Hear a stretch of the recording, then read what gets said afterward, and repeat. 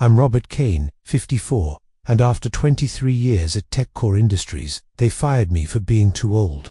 They said I was holding back progress, that my methods were outdated. The younger managers smirked as security escorted me out, already planning to replace me with someone half my age and half my salary. But they made one critical mistake. They assumed anyone could do what I did. 2 hours after my replacement started modernizing our core systems, every server went dark. The $50 million system I'd built and maintained for decades was crashing, and suddenly, everyone remembered why experience matters. What happened next would cost them far more than my severance package.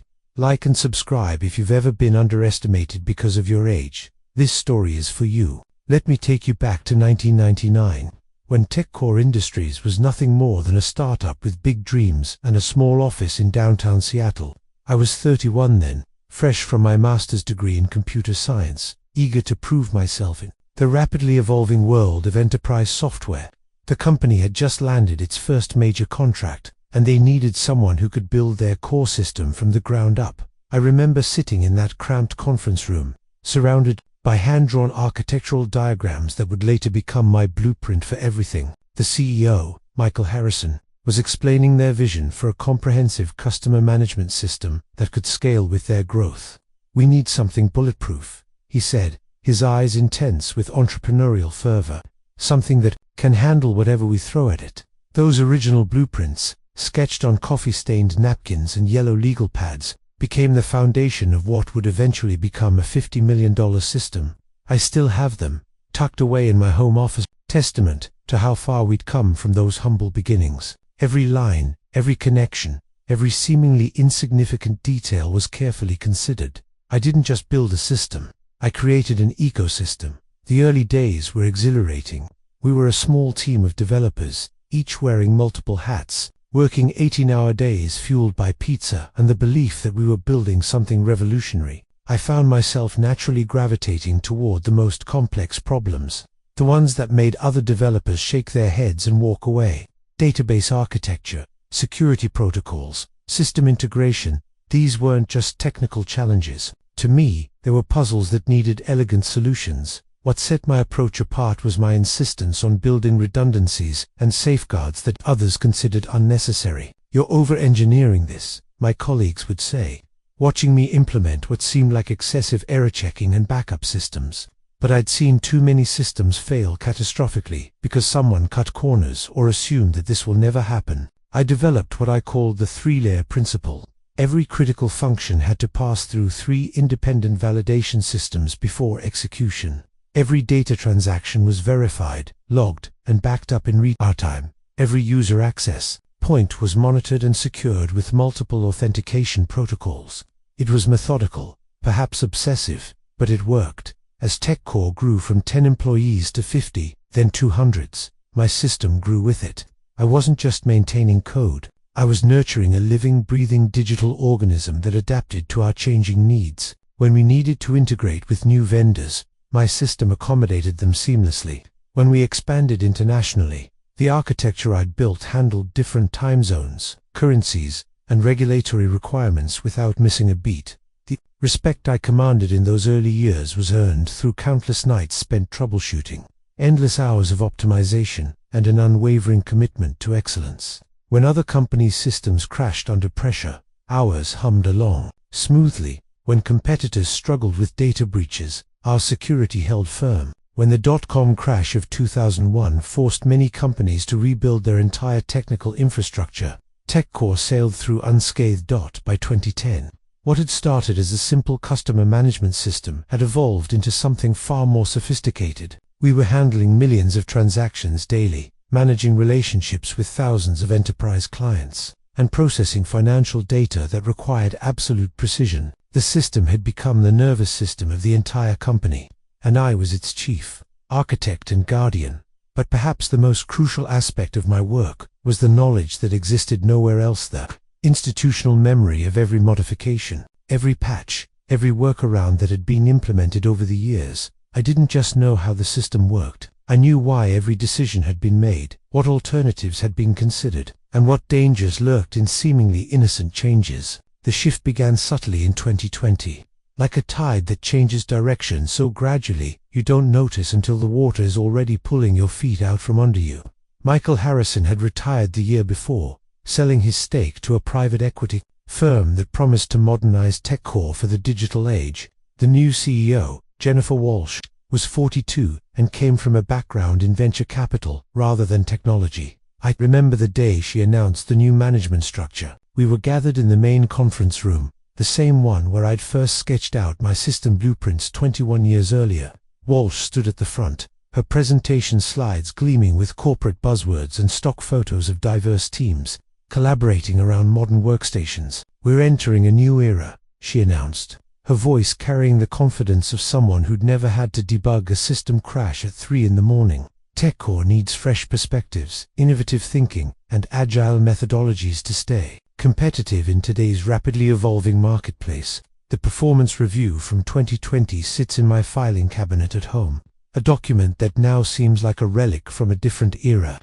My supervisor, Tom Rodriguez, had written glowing comments about my institutional knowledge and irreplaceable expertise. He'd specifically mentioned how my deep understanding of the systems architecture had saved the company countless hours and potential disasters during a major client migration. But Tom was 58, and within 6 months of Walsh's arrival, he'd been offered an early retirement package that wasn't really optional. His replacement was Sarah Chen, 34, with an MBA from Wharton and a background in management consulting.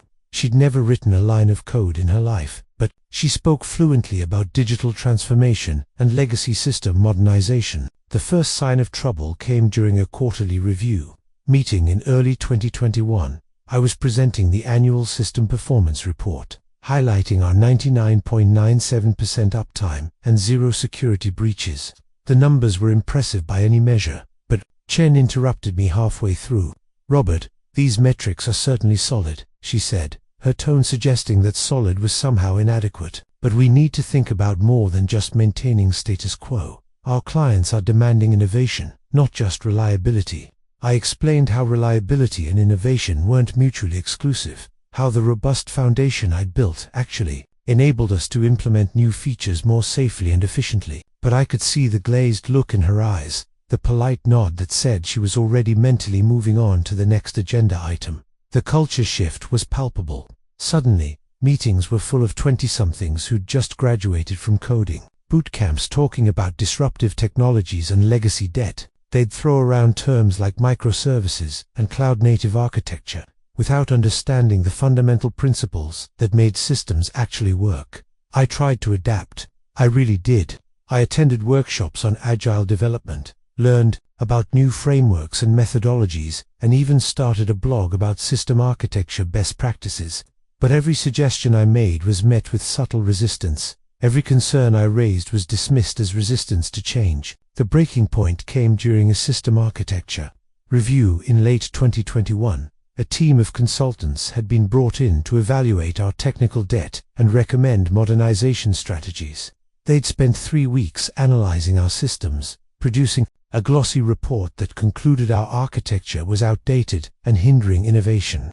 I sat in that meeting, listening to a 28-year-old consultant explain why the security measures I'd spent decades perfecting were unnecessarily complex and impediments to rapid development. When I tried to explain the reasoning behind each safeguard, the consultant smiled condescendingly and said, "I'm sure these made sense when they were implemented, but modern best practices have evolved." The room fell silent. I could feel the weight of everyone's gaze, the uncomfortable tension that comes when institutional knowledge clashes with generational change. Chen cleared her throat and moved on to the next slide. But the message was clear. My expertise was no longer valued. Over the following months, I watched as my role gradually diminished. I was excluded from strategic planning meetings, bypassed for major decisions, and relegated to what they called maintenance tasks. The respect I'd built over 2 decades was eroding with each passing day, replaced by polite tolerance and barely concealed impatience. The final insult came when they hired a director of innovation at a salary higher than mine. Despite my years of service, his job description was essentially to reimagine TechCore's technical architecture for the modern era. In other words, to undo everything I'd built. In my home office, tucked away in the bottom drawer of my desk, sits a leather-bound journal that tells the real story of TechCore's system architecture. Its pages are filled with my handwritten notes, accumulated over 23 years of solving problems that officially never existed. This journal contains the institutional knowledge that no documentation could capture: the subtle vulnerabilities, the elegant work, and the invisible safeguards that kept our systems running smoothly. Every experienced systems architect knows the truth that management rarely understands. The most critical parts of any complex system are the parts that prevent disasters from happening. These aren't features you can demonstrate in a presentation or quantify in a quarterly report. They're the digital equivalent of a building's foundation, invisible, unappreciated, and absolutely essential. Take, for example, the cascading failure prevention system I'd built into our customer database. On paper, it looked like a simple data validation routine, but what the documentation didn't capture was the intricate web of dependencies I'd mapped out during the 2008 financial crisis, when a single corrupted record had nearly brought down our entire client management system. I'd spent 3 sleepless nights tracing the root cause, following the digital breadcrumbs through 17 different database tables and 43 interconnected processes. The problem wasn't just the corrupted record, it was how that corruption propagated through the system, triggering a domino effect that our standard error handling couldn't contain. My solution was elegant in its simplicity: a network of what I called circuit breakers that could detect unusual patterns and isolate problematic processes before they could spread. But implementing it required understanding not just how the system was supposed to work, but how it actually worked, the difference between theoretical architecture and practical reality. The journal documents hundreds of these invisible safeguards. There's the authentication bypass I'd discovered during a routine security audit in 2012. And the subtle fix I'd implemented that prevented unauthorized access without breaking the user experience. There's the memory leak I'd identified in our reporting module, and the custom garbage collection routine I'd written that ran silently in the background, preventing system slowdowns that could have cost us millions in lost productivity. Perhaps most importantly, the journal contains my philosophy of defensive programming, the belief that every system will eventually face scenarios its designers never anticipated.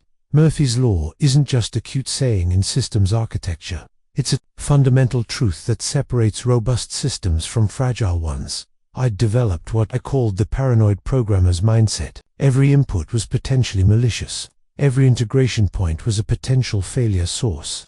Every user action was an opportunity for something to go wrong. This wasn't pessimism. It was realism born from years of watching systems fail in spectacular and unpredictable ways. The most sophisticated safeguard was my early warning system, a network of monitoring processes that tracked subtle changes in system behavior. While our official monitoring tools watched for obvious problems like server crashes or network outages, my system watched for the precursors: unusual query patterns, memory usage spikes, or authentication anomalies that suggested bigger problems were developing. This monitoring system had prevented dozens of catastrophic failures over the years. In 2015, it detected a gradual degradation in our backup systems that our standard monitoring missed. In 2018, it identified a security vulnerability that attackers were probing months before they would have found a way to exploit it. In 2020, it warned of a database corruption issue that could have wiped out years of customer data. But here's the crucial point: these safeguards weren't just code, they were knowledge. They required understanding not just what the system did, but why it did it that way. They needed someone who remembered the lessons learned from previous failures, who understood the subtle relationships between seemingly unrelated components, who could recognize the warning signs of problems that had never quite manifested before. I never fully documented these systems for a reason, not out of job security concerns, but because they couldn't be properly documented. They required context, institutional memory, and the kind of deep understanding that comes only from living with a system for decades. You can't teach someone to recognize a dangerous query pattern without explaining the 15 different ways similar patterns had caused problems in the past. The new management saw this knowledge gap as a weakness, a sign that I'd failed to properly document my work. They didn't understand that some knowledge can't be captured in documentation, has to be earned through experience, tested through failure, and refined through years of careful observation. That as I watched the company prepare to modernize my systems, I felt like a craftsman watching apprentices prepare to tear down a cathedral because they didn't understand the principles that kept it standing. They could see the obvious components, the walls, the windows, the doors, but they couldn't see the invisible architecture that made it all work together. The meeting minutes from the third quarter of 2023 tell a story that no one wanted to hear at the time. I have a printed copy in my files, stamped with the official TechCore letterhead, documenting what would later be seen as my final attempts to prevent the disaster that was already set in motion. The meeting was called to discuss the Legacy System Modernization Initiative, a project that had been approved without my input and was being led by the new Director of Innovation, Marcus Thompson. I sat at the far end of the conference table, literally and figuratively pushed to the margins of discussions about systems I'd spent my career building. "We need to accelerate our timeline," Thompson announced, his laptop displaying a Gantt chart that showed the complete overhaul of our core infrastructure compressed into a 6-month window. "The current architecture is holding us back from implementing the kind of real-time analytics and machine learning capabilities our clients are demanding."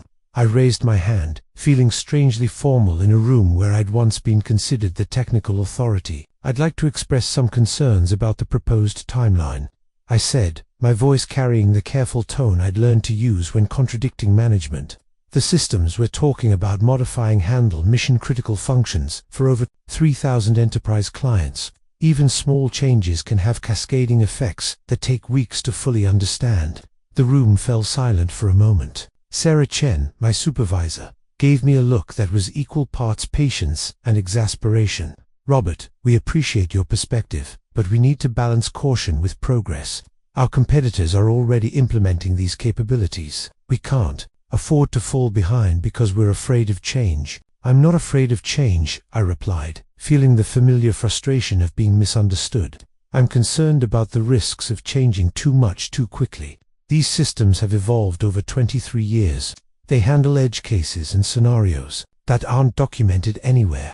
Rushing through modifications without proper testing and validation is asking for trouble." Thompson leaned forward, his expression showing the kind of patient condescension that had become increasingly common in these meetings. "Robert, I understand your attachment to these systems. You built them, and they've served the company well. But modern development practices have evolved. We have automated testing, continuous integration, and rollback procedures that make these kinds of changes much safer than they were in the past." I pulled out my tablet and showed them a diagram. I'd prepared a visual representation of the interconnected dependencies within our core systems. "This isn't about attachment," I said. "It's about understanding complexity. Every one of these connections represents a potential failure point. Our authentication system, for example, doesn't just verify user credentials, it integrates with 17 different modules, each with its own validation requirements and error handling protocols." The younger developers in the room exchanged glances that I recognized all too well. To them, I was the old-timer who complicated everything, who saw problems where none existed, who stood in the way of progress with outdated concerns about stability and reliability. "We've done our due diligence," Chen said, her tone suggesting that the discussion was over. "The consulting team has provided comprehensive recommendations, and we have confidence in our ability to implement these changes safely and efficiently." I made one last attempt. "I'd like to propose a phased approach. We could start with non-critical systems, implement the changes gradually, and monitor for unexpected interactions before moving to core functions. This would give us time to identify and address issues before they impact our most important clients." Thompson shook his head. "That kind of incremental approach would take years. We need to move faster than that to stay competitive. Besides, the longer we wait, the more expensive it becomes to maintain these legacy systems."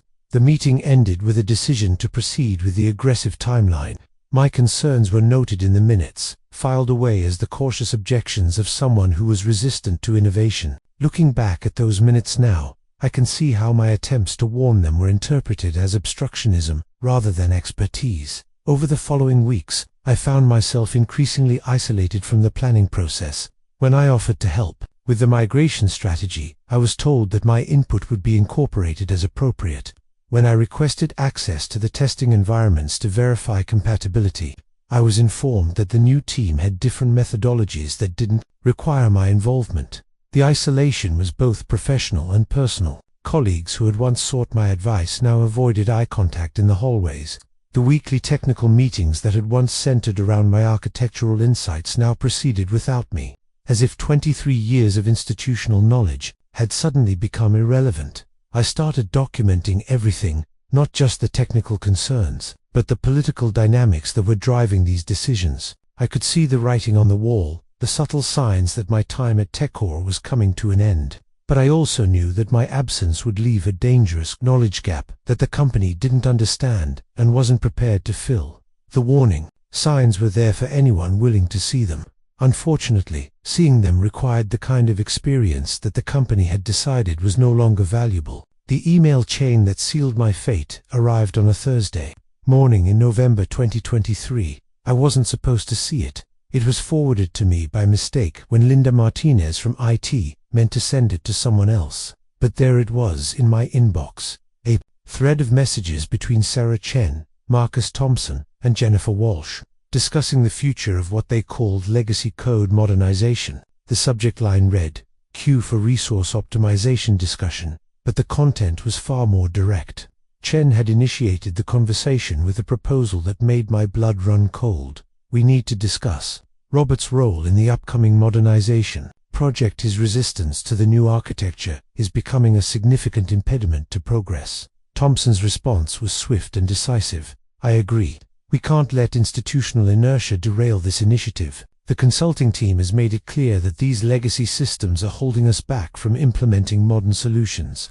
We need team members who are aligned with our vision for the future." But it was Walsh's reply that revealed the true nature of their planning. "I've been thinking about this as well. Robert's expertise was valuable in the past, but we're moving toward a completely different technological paradigm.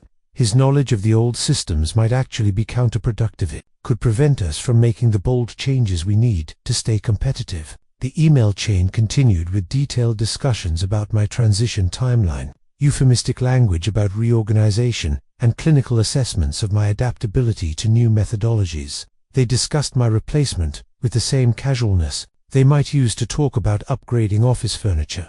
"I've been in contact with several recruiting firms," Chen wrote. "There's a strong pool of candidates who specialize in modern system architecture. Someone with fresh perspectives and experience with cloud-native technologies would be ideal." Thompson added his own thoughts.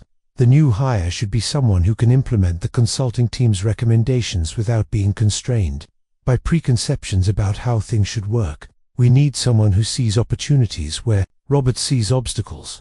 Reading those messages felt like discovering that people you'd worked with for decades viewed you as nothing more than an obstacle to their success. They weren't just questioning my technical abilities, they were dismissing 23 years of dedication, expertise, and institutional knowledge as if it were all worthless baggage. The most painful part was their clinical assessment of my value to the company. Walsh wrote, "Robert's been a loyal employee, and we should handle this transition respectfully.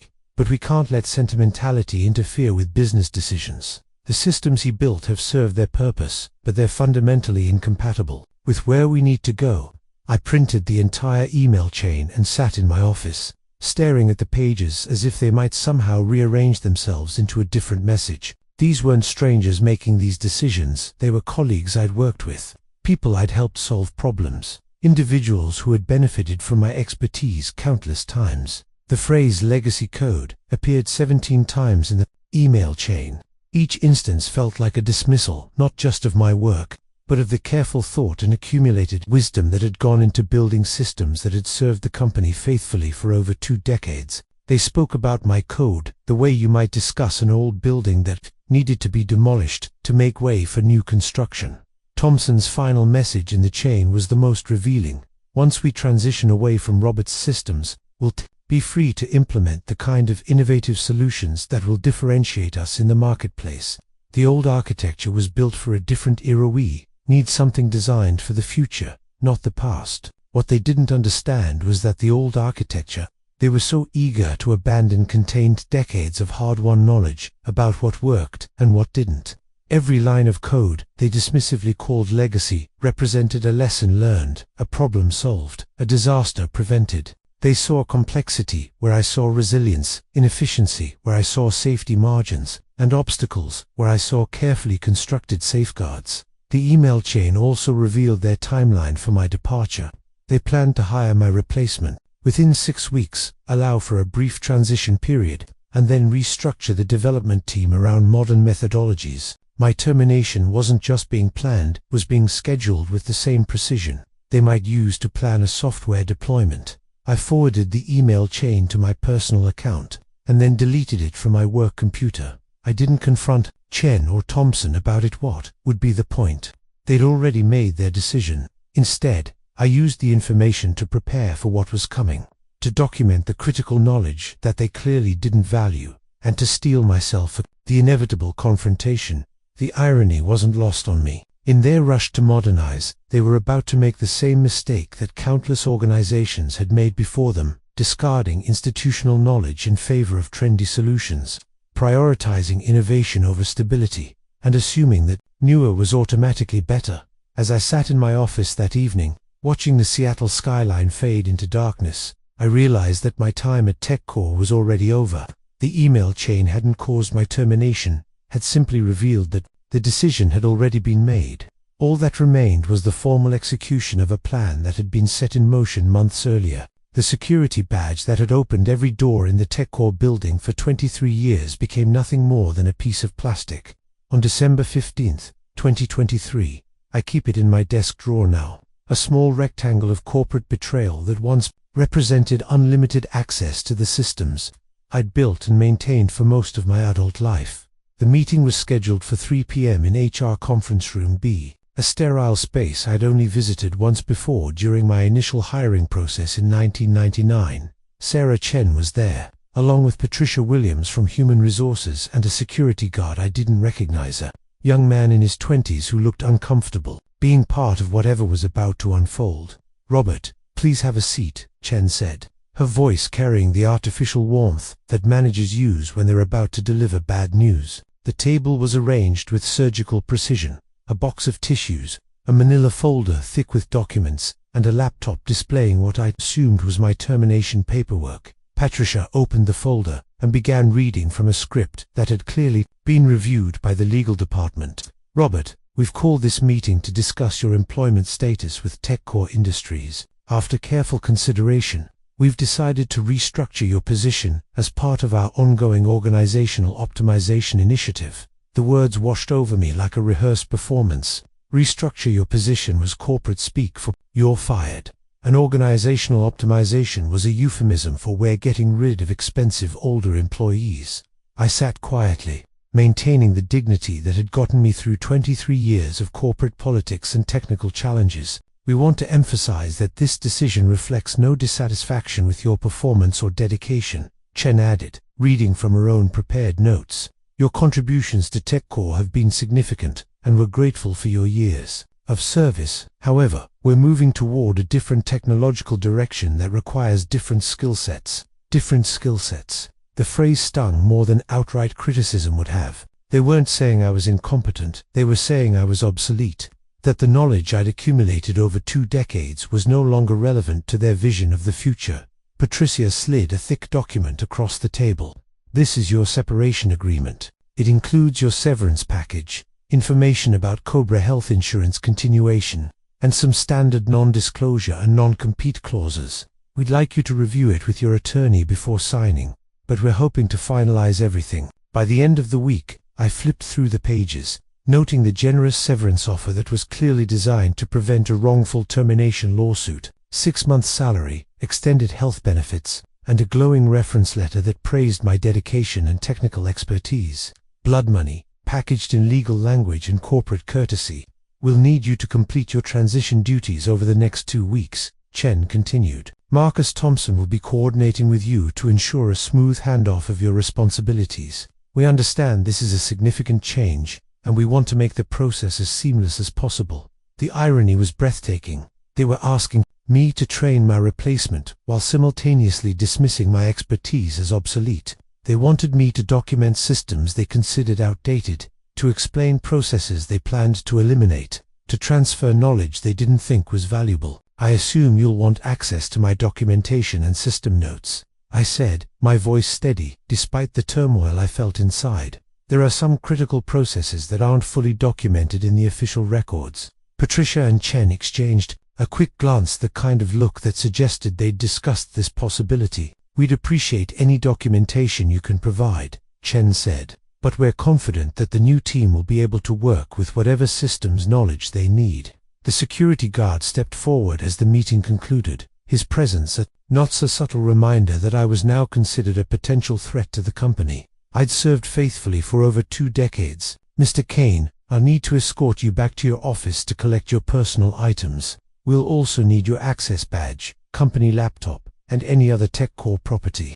The walk back to my office felt like a perp walk. Colleagues I'd worked with 4 years avoided eye contact, suddenly finding urgent tasks that required their immediate attention. A few offered sympathetic smiles, but most simply looked away, perhaps afraid that association with me might mark them as similarly expendable. My office had been my sanctuary for 15 years, space filled with technical manuals, system diagrams, and the accumulated detritus of a career spent solving complex problems. Now I was packing it all into cardboard boxes, under the watchful eye of a security guard, who was young enough to be my son. The most painful moment came when I had to surrender my access badge to the guard. He examined it briefly, then dropped it into a manila envelope with my name written in block letters.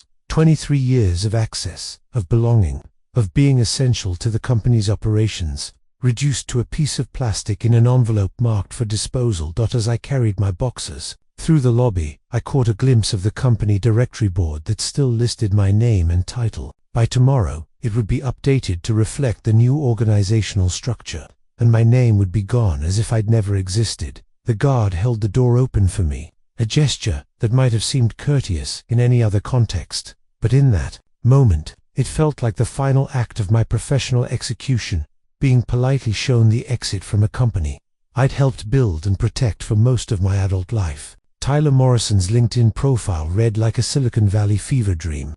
At 28, he claimed expertise in disruptive legacy system transformation, cloud-native architecture, optimization, and AI-driven infrastructure modernization. His profile picture showed him at a tech conference, arms crossed confidently, with the kind of smile that suggested he'd never encountered a problem he couldn't solve with the right framework. I discovered his hiring through a company-wide email announcement that arrived 3 days after my termination. We're excited to welcome Tyler Morrison as our new Director of Systems Architecture, Jennifer Walsh had written. Tyler brings fresh perspectives and cutting-edge expertise that will drive TechCore's technological evolution into the next decade. The announcement included a brief biography that read like a carefully crafted marketing pitch. Tyler had graduated from Stanford with a degree in computer science, spent 2 years at Google working on distributed systems optimization, and most recently served as a transformation consultant for a startup that had been acquired by Microsoft. His specialty was modernizing legacy infrastructure for scalable cloud deployment. What the announcement didn't mention was that Tyler had never worked on a system older than 5 years. He'd never had to maintain code written by someone else, never had to debug problems that had been accumulating for decades, never had to balance innovation with the stability requirements of enterprise clients who had built their businesses on reliable systems. I found myself obsessively researching his background, driven by a mixture of professional curiosity and personal anxiety. His GitHub profile showed impressive work on modern microservices, architectures, elegant solutions to contemporary problems, and contributions to open-source projects that demonstrated real technical skill. But there was something missing: the hard-won wisdom that comes from maintaining systems through multiple economic cycles, technological shifts, and organizational changes. Tyler's approach to system architecture was fundamentally different from mine, where I had built redundancy and safeguards. He advocated for streamlined efficiency, where I had implemented multiple validation layers. He preferred agile development cycles, where I had prioritized stability and reliability. He emphasized rapid innovation and deployment. His blog posts, which I read with growing concern, revealed a philosophy that treated legacy systems as obstacles to progress rather than repositories of institutional knowledge. In one particularly revealing post titled "Breaking Free from Legacy Constraints," he wrote, Too many organizations are held back by outdated systems that reflect the limitations of past technology rather than the possibilities of future innovation. The post continued. Legacy code is often overcomplicated, over-engineered, and resistant to modern development practices. Instead of trying to incrementally improve these systems, organizations should embrace the opportunity to rebuild from the ground up, using contemporary frameworks and methodologies that enable rapid iteration and scalable growth. Reading those words felt like watching someone dismiss the accumulated wisdom of centuries of architecture because they preferred modern materials and construction techniques. Tyler saw complexity where I saw resilience, redundancy where I saw safety, and constraints where I saw hard-learned lessons about what could go wrong. His confidence was both impressive and terrifying. In interviews posted on TechCore's blog, he spoke about his aggressive modernization timeline and his plans to eliminate technical debt through what he called revolutionary rather than evolutionary change. He promised to deliver next capabilities that would transform TechCore's competitive position. The company embraced his vision with enthusiasm that bordered on reverence. Sarah Chen posted glowing comments about his innovative approach and fresh perspective. Marcus Thompson praised his willingness to challenge conventional wisdom and commitment to breakthrough solutions. Even Jennifer Walsh publicly endorsed his transformative vision for TechCore's technological future. But as I read through Tyler's proposals and presentations, I could see the dangerous gaps in his understanding. He planned to replace our custom authentication system with a third-party solution that looked elegant on paper, but wouldn't handle the complex integration requirements of our enterprise clients. He wanted to migrate our database architecture to a cloud-native platform without understanding the regulatory compliance issues that had shaped our current approach. Most concerning was his plan to eliminate redundant code and streamline data validation processes, the very safeguards that had prevented disasters for over 2 decades. He saw these protective measures as inefficiencies to be optimized away, not understanding that they were the digital equivalent of immune systems, protecting the company from threats that might not manifest for months or years. Tyler's timeline was aggressive to the point of recklessness. He planned to complete the entire modernization project in 4 months, a schedule that assumed nothing would go wrong. No unexpected complications would arise, and no hidden dependencies would emerge. It was the kind of timeline that could only be proposed by someone who had never had to deal with the messy realities of maintaining complex systems in production environments. As I watched the company celebrate their new hire and his revolutionary vision, I felt like a meteorologist watching people plan a picnic while ignoring storm clouds gathering on the horizon. Tyler Morrison was undoubtedly talented, but his talent was untested by the kind of challenges that separate competent developers from systems architects who could be trusted with mission-critical infrastructure. The most troubling aspect of his hiring wasn't his inexperience, it was the company's eagerness to embrace his vision without questioning its assumptions or understanding its risks. They were so focused on innovation that they had forgotten the fundamental truth that had guided my entire career. Sometimes the most important function of a system is not what it does, but what it prevents from happening. The home office I'd set up in my spare bedroom became my mission control center for watching the slow-motion disaster I knew was coming. 3 monitors displayed real-time dashboards I'd quietly configured during my final weeks at TechCore, systems that tracked server performance, database health, and network traffic patterns. Officially, I no longer had access to these systems. Unofficially, I'd built enough backdoors over the years to maintain a watchful eye on the infrastructure I'd spent decades protecting. The first week after my termination was surprisingly peaceful. Tyler Morrison was still in his orientation period, attending meetings, reviewing documentation, and meeting with stakeholders. The systems hummed along normally, maintained by the automated processes I'd put in place, and the junior developers, who understood enough to keep basic operations running smoothly. I spent those days in a strange emotional limbo. The generous severance package meant I didn't have immediate financial pressures, but the sudden absence of purpose left me feeling untethered. For 23 years, I'd started each morning by checking system status reports, reviewing overnight logs, and planning the day's maintenance tasks. Now I woke up to silence, broken only by the occasional email from former colleagues who were careful to keep their messages brief and nan-committal. The monitoring dashboard showed the first signs of trouble on Tyler's 4th day. Nothing dramatic. subtle changes in query response times and memory, usage patterns that suggested someone was exploring the system architecture more aggressively than usual. I watched as database connections spiked during off-peak hours, indicating that Tyler was running analysis tools to understand the current infrastructure. By his second week, Tyler had begun implementing what he called diagnostic improvements, small changes designed to provide better visibility into system performance. These modifications were individually harmless, but I could see how they were affecting the delicate balance I'd maintained for years. Response times for certain queries increased by milliseconds, error rates crept up by fractions of a percent, and memory usage patterns shifted in ways that suggested the system was working harder to achieve the same results. I found myself in the uncomfortable position of rooting for failure while simultaneously feeling protective of the systems I'd built.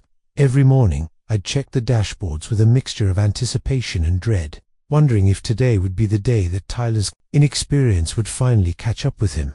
The internal conflict was more painful than I'd expected. These systems weren't just code to me, they were the digital embodiment of my professional legacy. Watching them struggle under Tyler's modifications felt like watching a skilled craftsman dismantle a piece of furniture I'd spent decades perfecting, removing joints and supports without understanding how the whole structure stayed together. My wife, Linda, watched my obsession with growing concern. "You need to let it go," she said one evening, finding me hunched over the monitors at 11 p.m., tracking an unusual spike in authentication failures.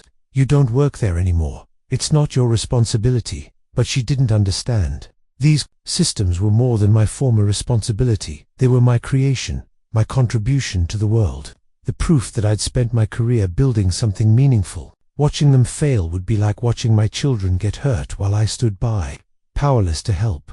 Tyler's aggressive timeline became apparent during his third week, when the monitoring systems detected major changes happening simultaneously across multiple subsystems. He wasn't implementing changes incrementally, testing each modification before moving to the next. Instead, he was pursuing what he called parallel optimization streams, making simultaneous changes to database architecture, authentication protocols, and data validation systems. The approach was efficient from a project management perspective, but it violated every principle of safe system administration I'd learned over 2 decades. When you're modifying interconnected systems, you need to understand the impact of each change before introducing additional variables. Tyler was essentially performing surgery on multiple organs simultaneously, without understanding how they affected each other's function. I started keeping detailed logs of the changes I observed, documenting the subtle degradation in system performance that was invisible to standard monitoring tools but clear to anyone who understood the system's baseline behavior. Memory usage was creeping steadily upward, query response times were becoming more variable, and error recovery processes were triggering more frequently. Most concerning was the gradual erosion of the safety margins I'd built into critical processes. The systems were still functioning normally, but they were operating closer to their limits, with less tolerance for unexpected loads or unusual conditions. It was like watching someone remove the shock absorbers from a car while driving on increasingly rough roads. By the end of Tyler's third week, I could see the trajectory clearly. The systems were becoming more fragile with each modification, more susceptible to the kind of cascading failures that had inspired my defensive architecture. In the first place, Tyler was systematically dismantling the safeguards that had kept TechCore running smoothly for over 2 decades, replacing them with more efficient solutions that worked perfectly under normal conditions, but lacked the resilience to handle unexpected problems. The countdown had begun, and I was the only one who could see the timer ticking down toward zero, the error log that would later be submitted as evidence in the post-incident investigation began accumulating entries on January 12, 2024. At first, the errors were minor timeout exceptions that resolved themselves, database connection hiccups that lasted only seconds, and memory allocation warnings that appeared and disappeared so quickly they barely registered on the standard monitoring systems. But I saw them all. My customized dashboard tracked every anomaly, every deviation from normal behavior, every subtle sign that the systems were struggling to maintain their stability under Tyler's aggressive modifications. The entries painted a picture of infrastructure under increasing stress, like hairline cracks appearing in a building's foundation. Tyler's first major optimization, targeted what he called redundant authentication protocols. In his analysis, he'd identified my 3-layer validation system as an unnecessary bottleneck that was artificially constraining user experience and system performance. His solution was elegant in its simplicity. Replace the multi-stage verification process with a single streamlined authentication service that promised better performance and easier maintenance. The change was implemented on a Tuesday morning, and the immediate results seemed to validate Tyler's confidence. Login times improved by an average of 200 milliseconds. Server UR load decreased by 15%, and the development team praised the cleaner, more maintainable code structure.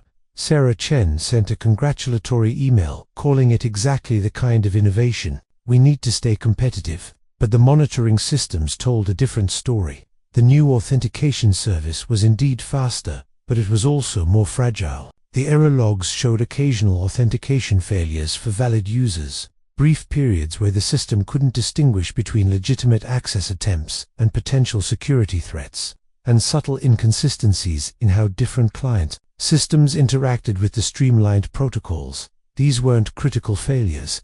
They were the kind of intermittent issues that users might attribute to network hiccups or temporary server problems, but they represented something more dangerous: the elimination of the buffer zones that had protected the system from unexpected conditions for over 2 decades. I watched the error rates climb from their normal baseline of 0.001% to 0.003%, then to 0.008%. In absolute terms, these were still incredibly low failure rates that would be considered acceptable by most industry standards. But I knew that these small increases were symptoms of a much larger problem: the gradual erosion of the system's ability to handle edge cases and unexpected conditions. Tyler's second major change focused on what he called database query optimization. He'd identified several of my custom indexing strategies as over-engineered solutions that reflected outdated approaches to data management. His replacement queries were more efficient, reducing average response times by 30% and significantly improving the system's ability to handle concurrent database operations. Again, the immediate results were impressive. The quarterly performance review showed marked improvements in almost every metric that management tracked. Database throughput was up, response times were down, and server utilization was more consistent. Tyler was being praised as a visionary who was delivering exactly the kind of results that justified the decision to modernize the system architecture. But the error logs revealed the hidden costs of these The new query structures were more efficient for typical operations, but they struggled with the complex multi-table joins that some of our enterprise clients relied on for their custom reporting needs. The simplified indexing strategy improved performance for common queries, while degrading performance for the edge cases that occurred only rarely but were critical for specific business functions. More troubling were the subtle changes in how the system handled error conditions.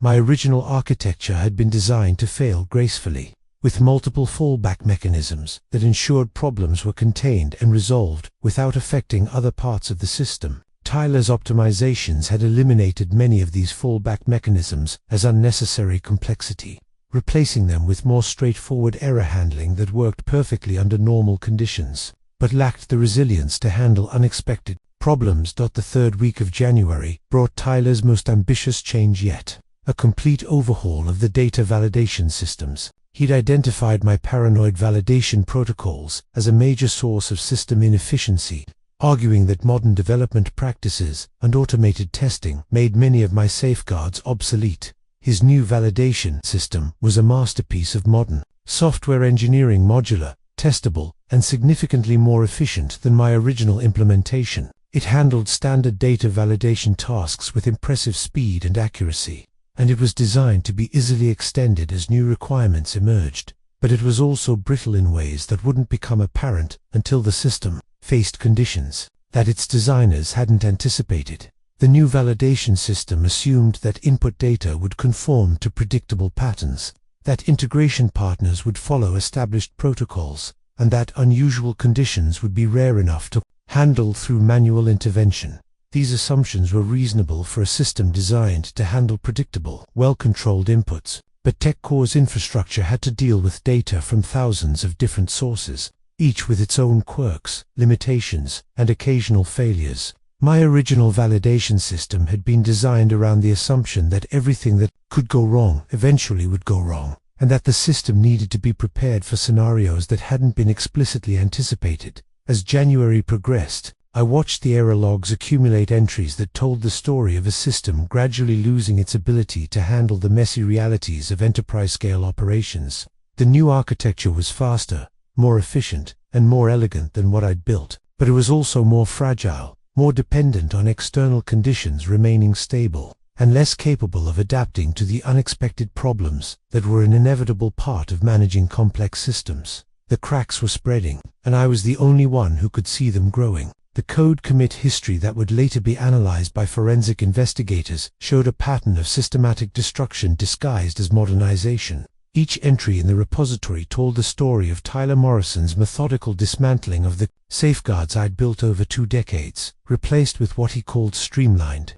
maintainable solutions for the modern enterprise. The commit messages read like obituaries for my life's work: removed legacy error handling in authentication module, simplified database connection pooling logic, eliminated redundant validation checks in user management system, and optimized memory allocation by removing unnecessary buffers.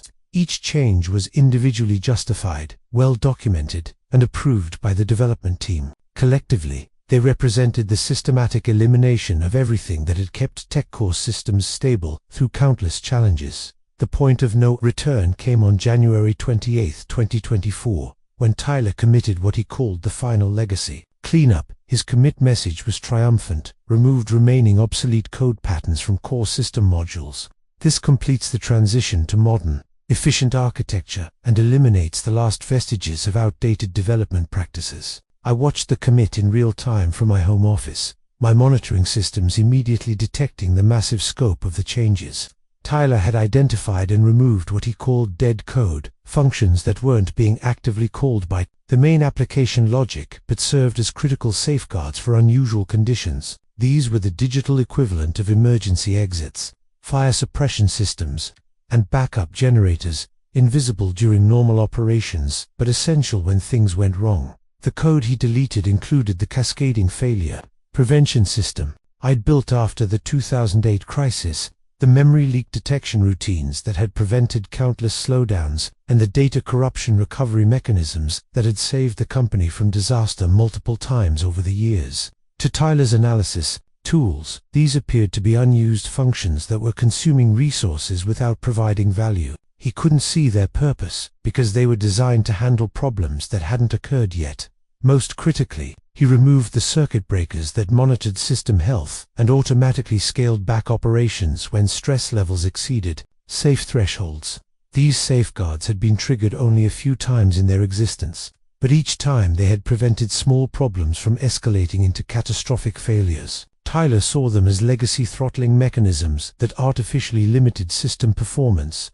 The commit also eliminated the early warning system that had alerted me to developing problems before they became critical. This monitoring infrastructure had been my eyes and ears, providing the advance notice needed to address issues proactively. Tyler replaced it with a simpler, alerting system that would notify administrators only after problems had already manifested. Reactive rather than preventive monitoring. As I watched the changes propagate through the system, I felt like a doctor watching someone remove a patient's immune system because it was consuming energy that could be better used elsewhere. The immediate effect was improved performance. The system ran faster and more efficiently, without the overhead of constant monitoring and validation. But the long-term consequence was catastrophic vulnerability to the kind of problems that my safeguards had been designed to prevent. The development team celebrated Tyler's work with enthusiasm that would have been touching if it weren't so misguided. Sarah Chen posted a message on the company's internal communication system, praising the dramatic improvements in system performance and code maintainability. Marcus Thompson called it the breakthrough we've been waiting for, a truly modern architecture that positions us for future growth. Even Jennifer Walsh weighed in with a comment that stung with its irony. This is exactly why we needed fresh perspectives on our technical infrastructure. Tyler has accomplished in 2 months what years of incremental improvements couldn't achieve. But the monitoring systems told a different story. Within hours of Tyler's final commit, I began detecting subtle signs of instability. Memory usage patterns became more erratic, database query performance started showing wider variations, and error recovery processes were triggering more frequently. The system was still functioning normally, but it was operating without the safety net that had protected it. For over 2 decades, the most concerning change was in the system's response to edge cases, the unusual conditions that occurred rarely, but required careful handling. Previously, these scenarios had been managed gracefully by the safeguards Tyler had removed. Now, they were being handled by generic error processes that weren't designed for the specific challenges of enterprise-scale operations. I documented everything, creating a detailed timeline of the changes and their effects. Part of me hoped I was wrong, that Tyler's modern approach would somehow prove more resilient than my paranoid safeguards. But the evidence was mounting that the system was becoming increasingly fragile, more dependent on ideal conditions, and less capable of handling the unexpected problems that were inevitable in complex operations. The company's confidence in Tyler's work was unshakable. The performance improvements were undeniable. The code was cleaner and more maintainable, and the architecture aligned with current industry best practices. By every measure that management cared about, Tyler had succeeded brilliantly. But I knew that success in system architecture isn't measured by how well things work under ideal conditions. It's measured by how gracefully they handle the unexpected. And Tyler had just eliminated the system's ability to handle anything unexpected at all. The countdown had accelerated, and I was the only one who could see that we were approaching zero. The system failure alert that would become the centerpiece of TechCore's crisis management investigation appeared on my monitoring dashboard at exactly 2:47 p.m. on February 2, 2024. A wall of red text flooded my screens.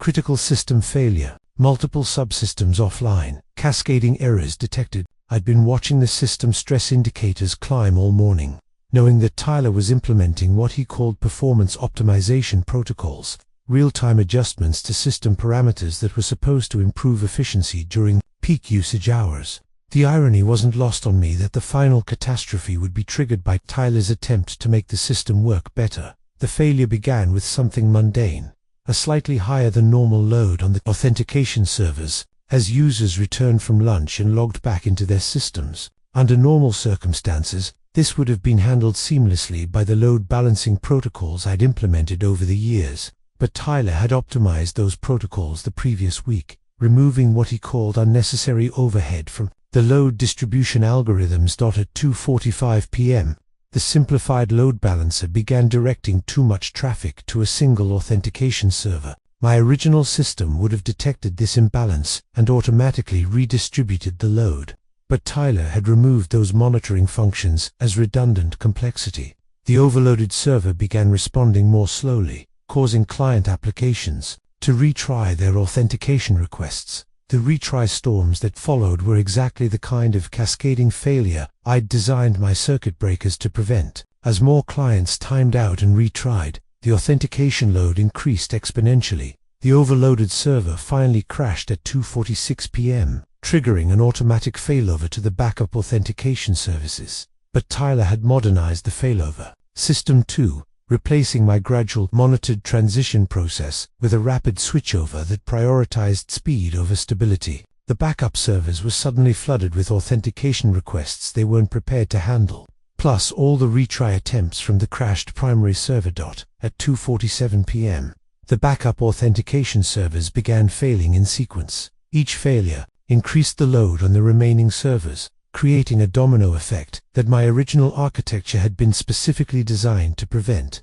The monitoring systems I'd built would have detected the pattern and gradually scaled back operations. To prevent the cascade, Tyler's replacement monitoring system simply recorded the failures as they occurred, without taking any preventive action. The authentication failures triggered a chain reaction throughout the entire system.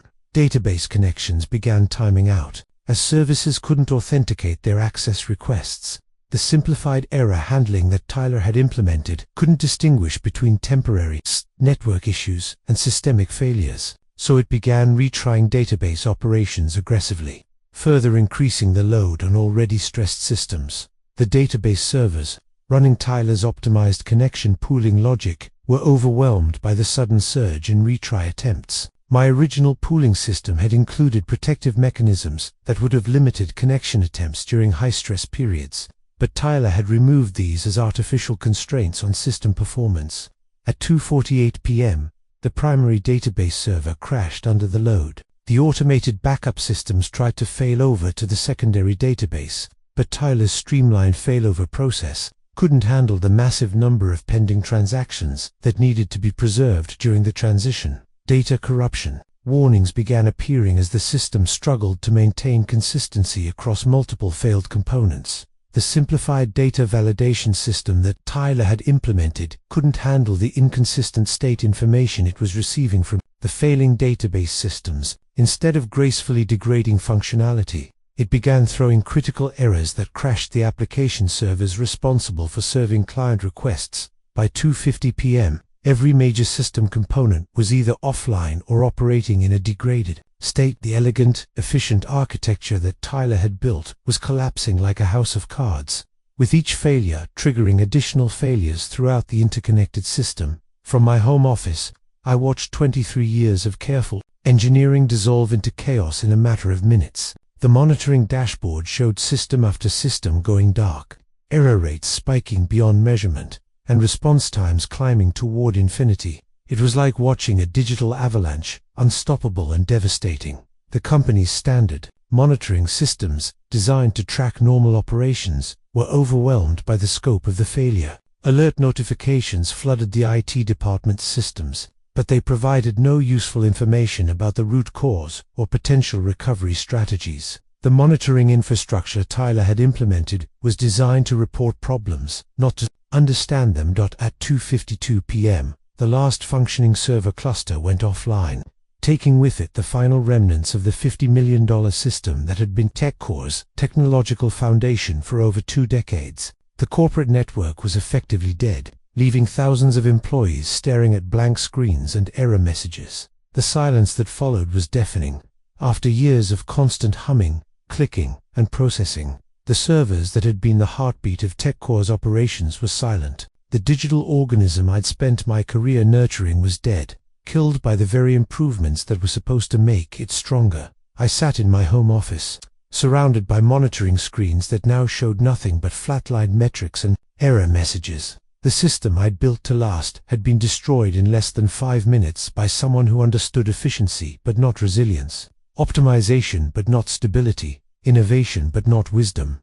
The crash was complete, and I was the only one who understood why it had happened. The emergency meeting transcript that would later be subpoenaed in the class action lawsuit began with Jennifer Walsh's voice, strained and barely controlled, at 4:15 p.m. on February 2, 2024. The recording captured the exact moment when tech leadership realized the full scope of the disaster they were facing. "Ladies and gentlemen, we have a situation that requires immediate attention," Walsh began, her usual corporate confidence replaced by barely concealed panic. "As you're all aware, we're experiencing a complete system failure that began approximately 90 minutes ago. Tyler, can you give us a status update?" Tyler's voice on the recording was tight with stress, a stark contrast to the confident tone he'd used in previous meetings.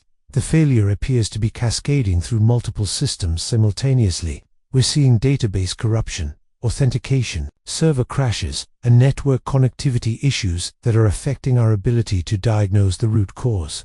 There was a pause before Sarah Chun's voice cut through the tension. "What's our timeline for recovery? We have 3,000 enterprise clients who are completely offline, and our customer service department is being flooded with calls." That's difficult to estimate," Tyler replied, his voice cracking slightly. "The failure affected so many interconnected systems that we're having trouble identifying where to start the recovery process. Some of the diagnostic tools we normally use are offline, and the backup systems that should have prevented this kind of cascading failure seem to have been overwhelmed." Marcus Thompson's voice entered the recording, barely controlled anger evident in his tone. "How is this possible? You assured us that the modernization project included comprehensive failover protection and disaster recovery capabilities." "It did," Tyler said defensively, "but the failure pattern we're seeing is unlike anything I've encountered before. The systems are failing in ways that our testing didn't anticipate, and the recovery procedures that should be working aren't responding as expected." The recording captured the moment when the true scope of the disaster became clear. Patricia Williams from the legal department spoke next, her voice carrying the weight of someone who understood the broader implications. "We need to discuss the financial impact. Our preliminary estimate suggests we're looking at approximately $50 million in direct system replacement costs, plus unknown amounts in client penalties, lost revenue, and potential lawsuit settlements." The silence that followed was deafening. Jennifer Walsh finally spoke, her voice hollow with the realization of what had happened. $50 million. Tyler, help me understand how a routine optimization procedure could result in a $50 million loss. Tyler's response revealed the depth of his confusion and growing panic. The optimization procedures were tested extensively in development environments. All the performance benchmarks showed significant improvements. The failure cascade we're experiencing shouldn't have been possible with the safeguards we had in place. "What safeguards?" Chen asked, her voice rising with frustration. "Because from where I'm sitting, it looks like we had no safeguards at all. Where are the circuit breakers? Where are the automatic failover systems? Where are the gradual degradation protocols that should have prevented this kind of catastrophic failure?" The recording captured Tyler's devastating admission. Those systems were part of the legacy architecture. They were removed during the modernization process because they were causing performance bottlenecks and preventing the system from operating at optimal efficiency. The room erupted in confused voices as the leadership team began to understand what had happened. Marcus Thompson's voice cut through the noise. "Are you telling us that you removed the safety systems that were designed to prevent exactly this kind of failure?" "They weren't safety systems," Tyler protested. "They were legacy code that was over-engineered and unnecessarily complex. Modern architecture principles suggest that such safeguards are redundant when you have proper testing and monitoring in place." "But clearly they weren't redundant," Walsh said, her voice carrying a mixture of anger and disbelief. "Because we're sitting here with a completely failed system and no way to recover it. How long will it take to restore service?" Tyler's voice was barely audible. "Without the original safeguards and monitoring systems, I'm not sure we can restore service at all. The failure has corrupted critical database structures, and the recovery procedures that were built into the original architecture are no longer available." The recording captured the moment when someone finally spoke the name that had been conspicuously absent from the crisis management discussion. Chen's voice was quiet but clear. "We need to call Robert Kane." The suggestion was met with immediate resistance. Thompson's voice was sharp. Robert was terminated for his inability to adapt to modern development practices. Bringing him back would be admitting that our entire modernization strategy was flawed. "Our entire modernization strategy was flawed," Walsh said, her voice carrying the weight of executive decision-making under extreme pressure. "We have 3,000 clients offline, $50 million in immediate losses, and no clear path to recovery. Our pride is not more important than our survival." The recording captured the painful discussion that followed, as the leadership team grappled with the reality that they had fired the one person who understood how to fix the crisis they were facing. They had celebrated Tyler's modernization as innovative progress, but now they were confronting the uncomfortable truth that innovation without wisdom was just expensive destruction. "What do we know about Robert's current situation?" Walsh asked. "Is he available? Would he be willing to help us?" Patricia Williams answered. "He's been unemployed since his termination. Based on the non-compete agreement he signed, he's legally restricted from working with our competitors. But given the circumstances, I think we can assume he'd be open to discussing a consulting arrangement." The recording ended with Walsh's reluctant authorization. "Contact Robert Kane immediately. Offer him whatever it takes to get him back here. And someone needs to start preparing statements for our clients, our investors, and the media. This is going to be a very long night." As I listened to the recording later, I couldn't help but feel a mixture of vindication and sadness. I had been right about the risks, but being right about a disaster doesn't make the disaster any less tragic. The voicemail recording that would become a crucial piece of evidence in the subsequent congressional investigation into age discrimination in the tech industry arrived on my phone at 6:23 p.m. on February 2nd, 2024. I was in my kitchen, making dinner for Linda and myself, when I heard the familiar ringtone that had once represented urgent calls from TechCore's operations center. The first message was from Sarah Chen, her voice carrying a strained professionalism that couldn't quite mask her desperation. "Robert, this is Sarah. I know our last conversation wasn't pleasant, but we have a situation that requires your expertise. Could you please call me back at your earliest convenience? It's urgent." I stared at the phone, knowing exactly what situation she was referring to. My monitoring systems had been tracking the aftermath of the system crash for the past 4 hours, watching as Tyler and his team struggled to make sense of the digital wreckage that had once been TechCore's infrastructure. The second message arrived 20 minutes later, this time from Marcus Thompson. His usual arrogance had been replaced by barely controlled panic. "Robert, this is Marcus. I'm calling about the system issues we're experiencing. We really need to talk as soon as possible. The situation is ... critical." I let the phone ring. Again, as I finished preparing dinner, Linda watched me with a mixture of concern and curiosity. "Aren't you going to answer that?" she asked. "Not yet," I replied, taking a sip of wine and savoring the moment. Let them sweat a little longer. The third message came from Jennifer Walsh herself, her executive composure cracking under the pressure of corporate crisis. "Robert, this is Jennifer Walsh. I want to apologize for the circumstances of your departure and ask for your help with a serious technical emergency. We are prepared to discuss compensation that reflects the urgency of the situation.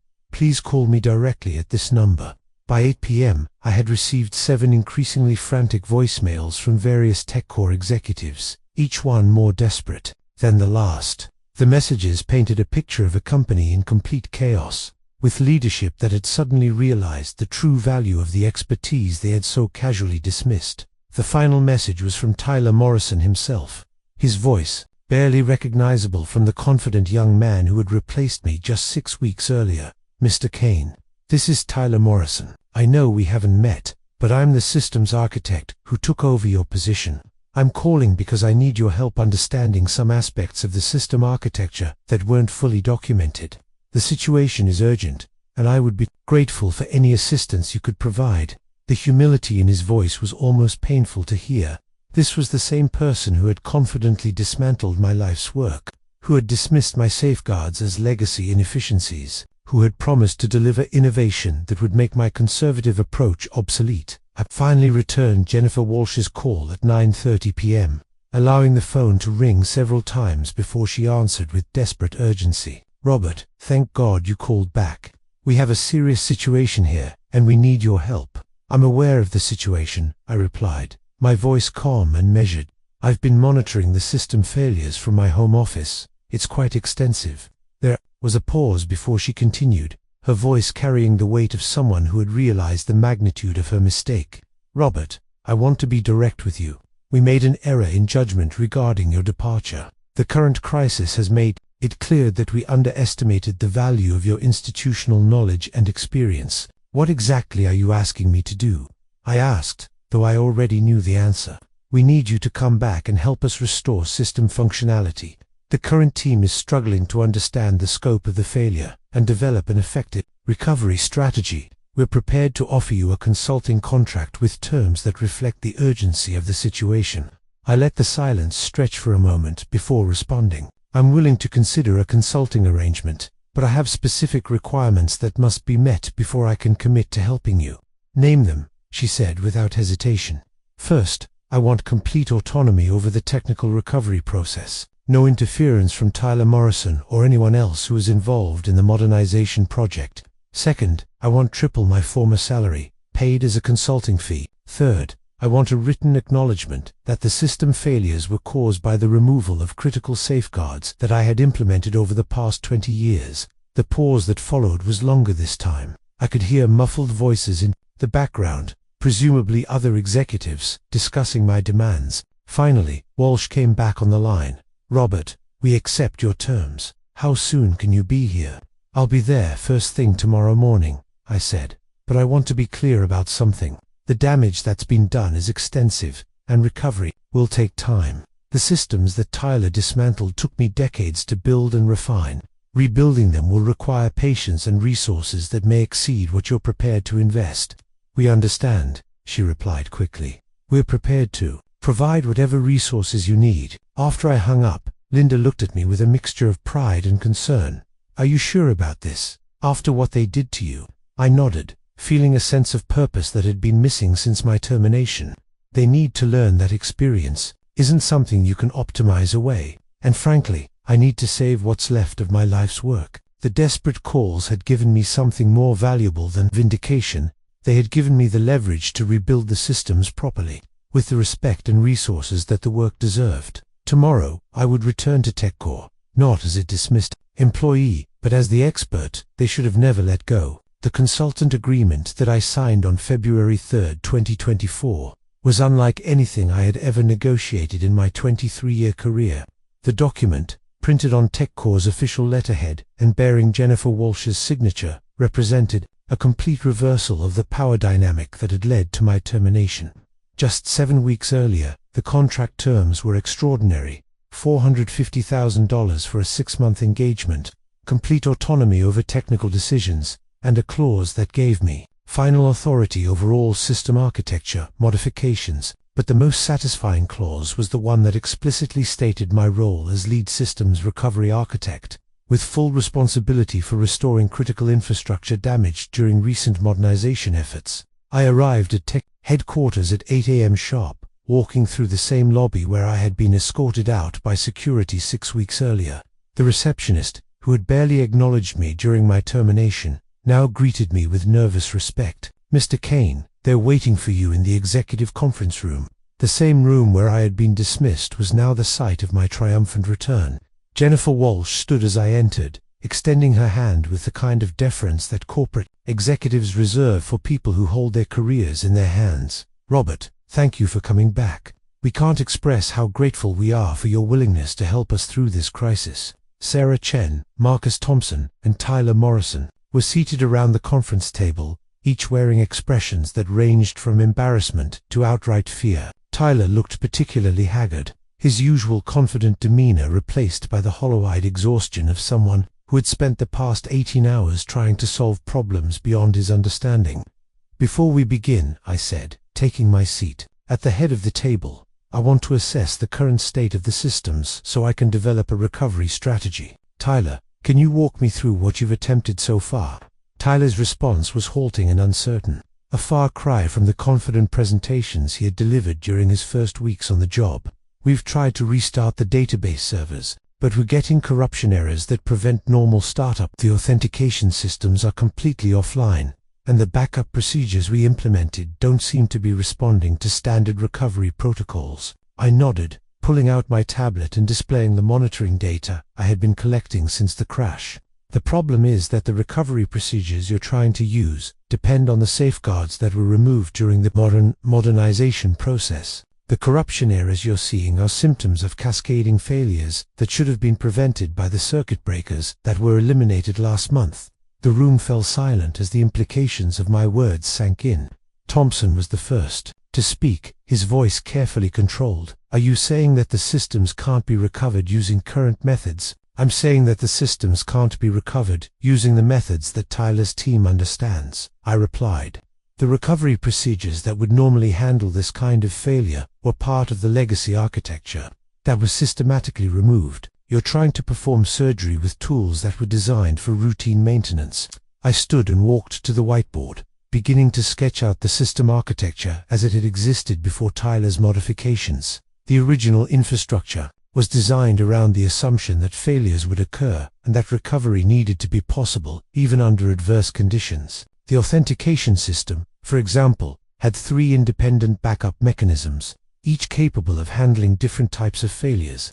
Tyler leaned forward, his voice eager with the desperate hope of someone drowning in problems beyond his comprehension. "Could you walk me through those backup mechanisms? Maybe we could implement them as part of the recovery process." I turned to face him, my expression serious but not unkind. "Tyler, those backup mechanisms weren't just coact. They were the product of decades of experience with system failures. They required understanding not just how things worked, but how they failed. You can't implement them without understanding the lessons that led to their creation." The next several hours were spent in detailed technical discussions as I explained the scope of the recovery effort. The damage was extensive but not irreparable. The core data was intact, protected by redundant backup systems that Tyler hadn't understood well enough to modify, but the infrastructure needed to access and process that data would have to be rebuilt from scratch. "The recovery process will take approximately 4 months. I explained, outlining my timeline on the whiteboard. We'll need to reconstruct the authentication systems, rebuild the database access protocols, and implement new safeguards that can prevent this kind of cascading failure in the future. Walsh's voice carried a note of desperation. Is there any way to accelerate that timeline? We're losing clients daily, and the financial impact is becoming catastrophic. The timeline reflects the reality of rebuilding complex systems properly, I replied. You can't rush the process without risking additional failures. The shortcuts that led to the current crisis are exactly the kind of thinking that we need to avoid during recovery. As the meeting progressed, I watched the dynamics in the room shift. Tyler, who had been the celebrated innovator just days earlier, was now relegated to taking notes and asking basic questions about systems he had confidently dismantled. The executives who had praised his modern approach were now hanging on my every word, desperate for the institutional knowledge they had so carelessly discarded. The most satisfying moment came when Thompson asked about the long-term architecture strategy. Once we recover from this crisis, how do we prevent similar failures in the future? I smiled, finally able to share the wisdom I had tried to impart during those dismissive meetings months earlier. We implement a balanced approach that combines innovation with stability. We make changes incrementally, we test thoroughly, and we maintain the safeguards that protect us from unexpected problems. We respect the lessons learned from past failures, even when they seem to conflict with current trends. The meeting concluded with my formal authorization to begin the recovery process. As I walked back to my temporary office, the same space I had occupied for 15 years, I felt a sense of vindication that went beyond personal satisfaction. The systems I had built were going to be rebuilt, properly this time, with the respect and resources they deserved. The master had returned, and this time, everyone understood the value of what I brought to the table. Tyler Morrison's resignation letter arrived on my desk 3 weeks into the recovery process. A single page that spoke volumes about the consequences of overconfidence and the weight of professional failure. The letter, dated February 23, 2024, was brief and to the point. I am submitting my resignation from TechCore Industries, effective immediately. I take full responsibility for the recent system failures and acknowledge that my approach to modernization was flawed. I have learned valuable lessons about the importance of institutional knowledge and the dangers of dismissing experience in favor of innovation. I found myself reading the letter multiple times, not out of satisfaction, but out of genuine sympathy for a talented young man who had been set up to fail by a corporate culture that valued innovation over wisdom. Tyler's technical skills were undeniable, but he had been asked to replace decades of institutional knowledge with modern frameworks and fresh perspectives. It was an impossible task, and the failure was as much the company's as it was his. The broader consequences of the system failure rippled through TechCore like aftershocks from an earthquake. Within 2 weeks of the crash, the company had lost 15% of its client base, with major enterprise customers terminating contracts and demanding significant penalty payments. The financial impact was staggering: $50 million in immediate system replacement costs, $30 million in client penalties, and an estimated $75 million in lost revenue over the following year. But the human cost was equally significant. Marcus Thompson, the director of innovation who had championed the aggressive modernization timeline, was quietly reassigned to a business development role with reduced responsibilities. Sarah Chen, my former supervisor, found herself under intense scrutiny from the board of directors. Her management decisions second-guessed, and her authority diminished. The most dramatic consequence was the board's decision to request Jennifer Walsh's resignation. The CEO, who had celebrated Tyler's modernization efforts as exactly the kind of innovation we need, was now being held accountable for the catastrophic failure of that innovation. Her departure was announced as a mutual decision to pursue new opportunities. But everyone understood the reality. She had been fired for the same short-sighted thinking that had led to my termination. The company's response to the crisis revealed a fundamental shift in corporate culture. The new CEO, brought in from outside the organization, made it clear that experience and institutional knowledge would be valued alongside innovation and efficiency. One of his first decisions was to implement a new policy requiring that any major system changes be reviewed by a council of senior technical staff with at least 15 years of experience. As the recovery process continued, I found myself working closely with some of the younger developers who had initially embraced Tyler's modernization approach. Their attitudes toward legacy systems and institutional knowledge had been transformed by the crisis.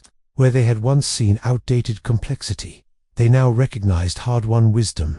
Where they had once dismissed safeguards as inefficiencies, they now understood the importance of defensive programming. One of the most significant changes was the establishment of a formal mentorship program, designed to transfer institutional knowledge from experienced developers to younger team members. The program was structured around the recognition that some knowledge couldn't be captured in documentation or training manuals. It had to be passed down through direct collaboration and shared experience. The program's charter, which I helped draft, explicitly stated its purpose: to ensure that the hard-won lessons of system design and maintenance are preserved and transferred to the next generation of technical staff, preventing the loss of institutional knowledge that can lead to catastrophic failures. Tyler's replacement was chosen through a very different process than the one that had led to his hiring. Instead of seeking someone with cutting-edge credentials and revolutionary ideas, the company looked for an experienced systems architect who understood the balance between innovation and stability. The new director of systems architecture was 52 years old, with 25 years of experience maintaining complex enterprise systems. The contrast between Tyler's confident dismissal of legacy systems and his replacement's careful respect for institutional knowledge couldn't have been more stark. The new director's first action was to request a comprehensive review of all system changes made during the previous year, with particular attention to any modifications that had eliminated existing safeguards or monitoring capabilities. The recovery process itself became a teaching moment for the entire organization. Instead of rushing to restore functionality, we took the time to explain each step of the reconstruction process, documenting not just what we were doing but why we were doing it. The goal was to ensure that the lessons learned from the crisis would be preserved and remembered. Perhaps the most important consequence was the development of new protocols for system modernization. The company established a graduated approach to infrastructure changes, with mandatory waiting periods between major modifications and required sign-offs from multiple senior technical staff. The new protocols explicitly recognized that newer wasn't always better and that the desire for innovation needed to be balanced against the need for stability. The investigation into the system failure, conducted by an independent consulting firm, concluded with a recommendation that became company policy. Organizations must recognize that institutional knowledge is a critical asset that cannot be easily replaced. The dismissal of experienced technical staff in favor of younger, seemingly more innovative alternatives can create dangerous knowledge gaps that threaten operational stability.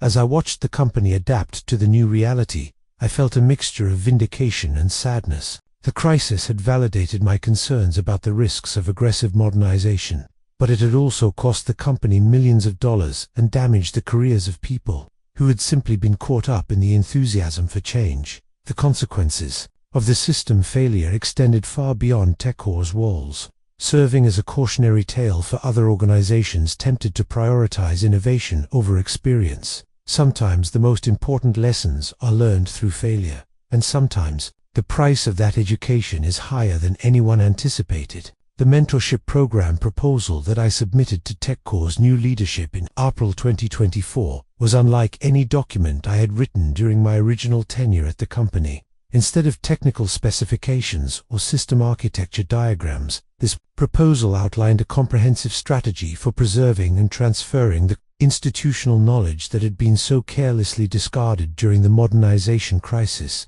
The document, titled Bridging Experience and Innovation, a framework for sustainable technical evolution, represented my vision for preventing future disasters while still enabling the company to grow and adapt. The proposal was born from the painful lesson that knowledge without transfer is temporary, and innovation without foundation is dangerous. The events of February 2024 demonstrated that institutional knowledge is not merely historical information. It is active intelligence that guides decision-making and prevents catastrophic failures. I wrote in the introduction, this program is designed to ensure that the hard-won lessons of system design and maintenance are preserved, shared, and built upon by future generations of technical staff. The program I proposed was structured around the principle that knowledge transfer couldn't be accomplished through documentation alone. It required direct collaboration between experienced and emerging technical staff, with formal mentorship, relationships that would span multiple years and multiple projects. The heart of the program was a two-track approach. Experienced developers would be paired with younger colleagues for long-term mentorship relationships, while simultaneously working on legacy documentation projects that would capture the reasoning behind existing system designs.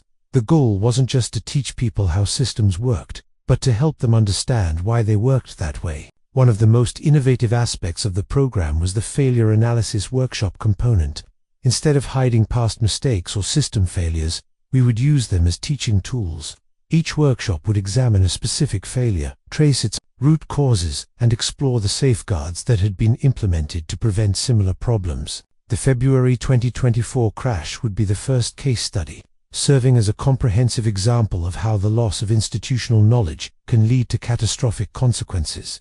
The program also included what I called archaeology projects, systematic efforts to understand and document the evolution of existing systems. Teams of senior and junior developers would work together to trace the development history of critical components, understanding not just what changes had been made, but why those changes had been necessary. Modern development practices emphasize rapid iteration and continuous improvement, I wrote in the proposal.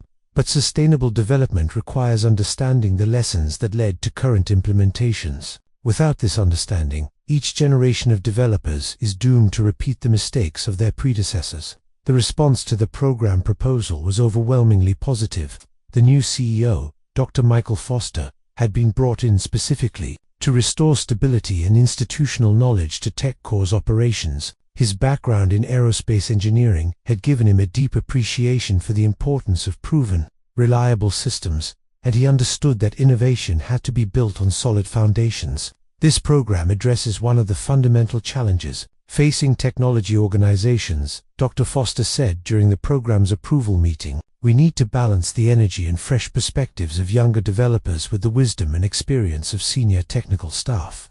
This mentorship framework provides a structure for achieving that balance. The program's implementation began in May 2024, with 12 mentor-mentee pairs working on various aspects of system recovery and improvement. I was paired with Lisa Park, a 26-year-old developer who had joined TechCore shortly before the crisis. Her initial reaction to the mentorship program was skeptical. She had been trained in agile methodologies and modern frameworks, and she worried that learning about legacy systems might limit her career development. But as we worked together on reconstructing the authentication systems, her perspective began to shift. She started to understand that the legacy complexity she had been taught to avoid was actually sophisticated problem-solving, developed through years of encountering and addressing real-world challenges. I used to think that older systems were just poorly designed, she told me during one of our weekly review sessions. But now I realize that they were designed to handle problems that I didn't even know existed.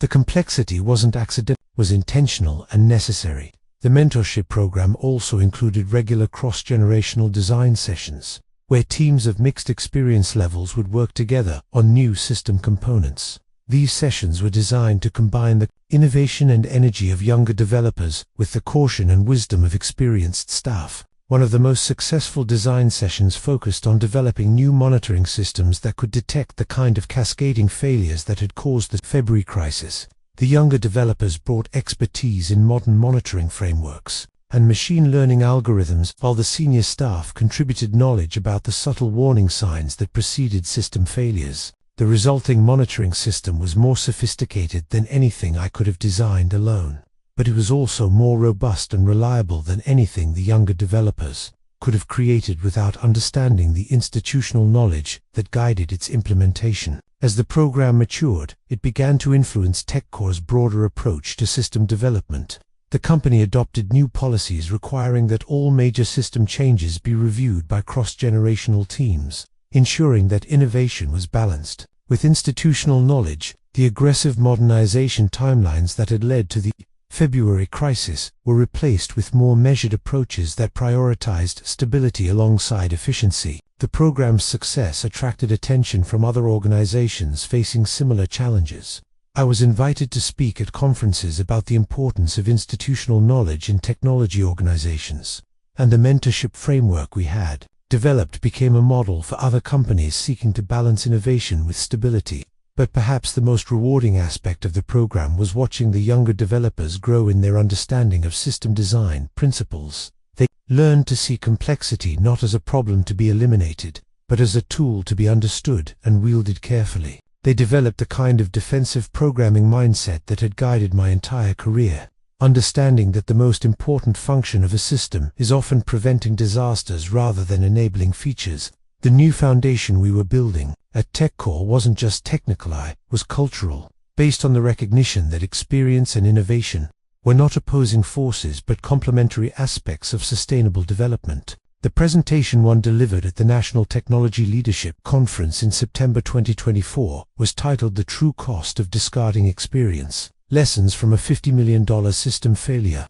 The artifact that represented my transformation from dismissed employee to industry thought leader was the PowerPoint slide deck that would be downloaded over 100,000 times and become required reading at several major technology companies. Standing before an audience of 2,000 technology executives, I began with the same words that had started this entire journey. "I'm Robert Kane, 54, and 7 months ago, I was fired for being too old." The room fell silent as I continued. What happened next cost my former employer $50 million and taught the entire industry a lesson about the value of institutional knowledge. The presentation traced the complete arc of the story, from my termination through the system crash to the eventual recovery and cultural transformation at TechCore. But more importantly, it addressed the broader implications for an industry that had become obsessed with youth and innovation at the expense of experience and wisdom. Age discrimination in technology isn't just a human resources issue, I explained to the audience. It's a business risk that can lead to catastrophic failures when institutional knowledge is carelessly discarded. The systems that keep our digital economy running aren't just code, they're the accumulated wisdom of decades of problem solving, refined through countless iterations and tested by real-world challenges. The presentation included detailed case studies from the TechCore crisis, showing how each of Tyler's optimizations had actually increased system fragility by removing safeguards that existed for reasons that weren't immediately apparent. I used technical diagrams to illustrate how complex systems develop protective mechanisms over time, and how the removal of these mechanisms can lead to catastrophic failures. The irony, I told the audience, is that the modernization project was supposed to make our systems more reliable and efficient. Instead, it created a fragile architecture that collapsed under normal operating conditions. The pursuit of innovation without respect for institutional knowledge didn't just fail, it failed spectacularly. The response to the presentation was overwhelming. During the question and answer session, executive after executive stood up to share similar experiences from their own organizations. They spoke of valued employees who had been pushed into early retirement, of critical knowledge that had been lost during reorganizations, and of system failures that could have been prevented if institutional wisdom had been preserved. One particularly powerful moment came when a CTO from a major financial services company described a near disaster at his organization. "We almost made the same mistake," he admitted. "We were planning to replace our core trading system with a modern cloud-based solution, and we were going to let go of the senior developers who had maintained it for 15 years. After hearing your story, we've completely restructured our approach to prioritize knowledge transfer alongside modernization." The presentation also addressed the generational divide that had become so pronounced in the technology industry. I spoke about the need to bridge the gap between experienced professionals and younger developers, emphasizing that both perspectives were essential for sustainable innovation. The solution isn't to choose between experience and innovation, I explained. It's to create environments where both can thrive together. The mentorship program we developed at TechCore has shown that when you combine the energy and fresh perspectives of younger developers with the wisdom and caution of experienced professionals, you get better outcomes than either group could achieve alone. The most emotional part of the presentation was my reflection on the personal cost of age discrimination. I spoke about the humiliation of being dismissed after 23 years of dedicated service, the financial stress of unexpected unemployment, and the psychological impact of having my expertise devalued and dismissed. "But I also want to acknowledge the human cost to Tyler Morrison," I said, surprising some in the audience. He was a talented young man who was set up to fail by a corporate culture that valued innovation over wisdom. His career was damaged, not because he lacked ability, but because he was asked to replace decades of institutional knowledge with modern frameworks and fresh perspectives. The real villain in this story isn't Tyler, it's the organizational thinking that led to his impossible situation. The presentation concluded with a call to action for the technology industry. I challenged executives to examine their own organizations for signs of age discrimination, to assess whether they were adequately preserving institutional knowledge, and to consider the true cost of prioritizing innovation over experience. The lesson from TechCore's $50 million failure isn't that modernization is bad, or that change should be avoided. I said in closing, the lesson is that sustainable innovation requires building on solid foundations, not tearing them down. The technology industry's obsession with youth and disruption has created a dangerous blind spot that threatens the stability of the systems we all depend on. As I finished the presentation, the audience rose in a standing ovation that lasted several minutes, but the real validation came in the months that followed, as organizations across the industry began implementing changes based on the lessons learned from TechCore's crisis. The story that began with my termination for being too old had become a catalyst for industry-wide reflection on the value of experience and the dangers of discarding institutional knowledge. The $50 million system failure had become a case study in business schools, a cautionary tale in corporate boardrooms, and a rallying cry for age diversity in technology. Looking back on the entire experience, I realized that being fired was the best thing that could have happened to me. It forced me to confront the industry's biases, to articulate the value of institutional knowledge, and to become an advocate for the experienced professionals who built the systems that keep our digital world running. The lesson isn't just about age discrimination or system failures. It's about the fundamental importance of respecting the wisdom that comes from experience, even when that wisdom appears to conflict with current trends. Sometimes the most valuable knowledge is the knowledge of what not to do, and that knowledge can only be earned through years of facing challenges, making mistakes, and learning from both successes and failures. If you've ever felt undervalued because of your age or experience, remember that your knowledge has value that goes beyond what can be captured in documentation or training manuals. Share your experiences, mentor the next generation, and never let anyone convince you that your expertise is obsolete. The future of technology depends on the wisdom of the past, and that wisdom lives in the minds of those who have earned it through decades of dedicated service. The systems we build today will be the legacy systems of tomorrow, and the lessons we learn from failure will guide the next generation of innovators. That continuity of knowledge is what separates sustainable progress from destructive disruption, and it's what will determine whether we build a digital future that serves humanity, or one that serves only the latest trends. Your experience matters, your knowledge has value, and your story, like mine, has the power to change how we think about the relationship between innovation and wisdom. Share it, protect it, and pass it on. The future depends on it.